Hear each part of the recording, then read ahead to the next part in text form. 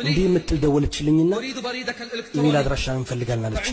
እኛ መልእክት አለን ለአንተ መላክ የምንፈልገው። ደብዳቤው ደረሰ። አነበብኩት። ራሴን ናኩኝ። እፍረት ተሰማኝ። ደብዳቤያቸውን ሳነብ የምስጋና ስጁድ ወረድኩ።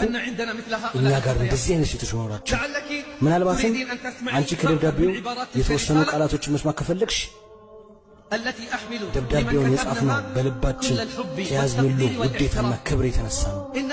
ደብዳቤው ከሁለት ሴቶች የተጻፈ ነው። በታዳጊ ዕድሜ ውስጥ በአላህ መልእክተኛና ውዴታ ያደጉ ለእስላምን በመልፋት ላይ ይላሉ በደብዳቤው። ያ ሼኽ ባጭሩ ያለምንም መግቢያ ችግራችን እኛ ሴቶች መሆናችን፣ ነገር ግን እኛ እንደ ሴት አይደለም። ሐሳባችን ከሴቶች ሐሳብ ይለያል። ሐሳባችን የላኢላሃ ኢለላህ ባንዲራ ከሰይፍ ስር ከፍ ባድርግ ነው። ሞት ለኛ ሕይወት ነው።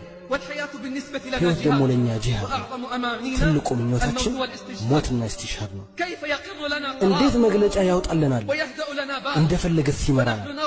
እኛ እያየን የሙስሊም ልጆች እየተገደሉ፣ እናቶቻቸው እየተማረኩ፣ አባቶቻቸው እየተጎተቱ፣ እየተማረኩ፣ እየታሰሩ እኛ እጃችንን አሳስረን መቀመጥ አንችልም ወንዶች እንደሚያደርጉት። አሁን ምናልባትም የእንቅልፍን ጣዕም አውቃችሁት ከሆነ እኛ ግን ያን ጣዕም አላወቅንም።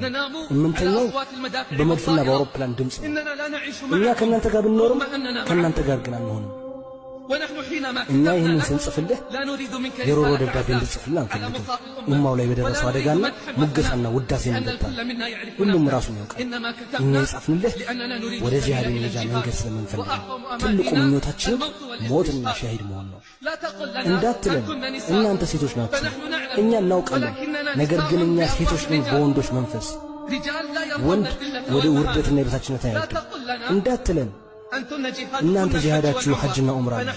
እኛ ከፍ ያለውን ነው የምንፈልገው፣ በአላህ መንገድ ላይ መሞት። ሩሓችንን ለውዱ ነገር ማበርከት የምንፈልገው በረብል ዓለሚን መንገድ ላይ። ነፍሳችን በእጁ በሆነችው ጌታ እንምላለን፣ እኛ ጀነትን እንመኛለን። ነፍሳችን በእጁ በሆነችው ጌታ ይሆንብን፣ እኛ ጂሃድ እንመኛለን። እናውቃለንም የሸሂድን ደረጃ ራሕማን ዘንድ ከነሱ ጋርም ከነሱ መሆን እንከጅላለን። ደብዳቤውን በፊርማቸው ደመደሙት ኡሙ ዓብድላህና ኡሙ ዓብዱራሕማን እንባላለን ብሎ።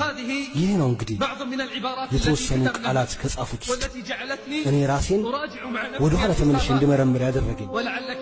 ምናልባትም አንቺ ራስሽን መርምሪ።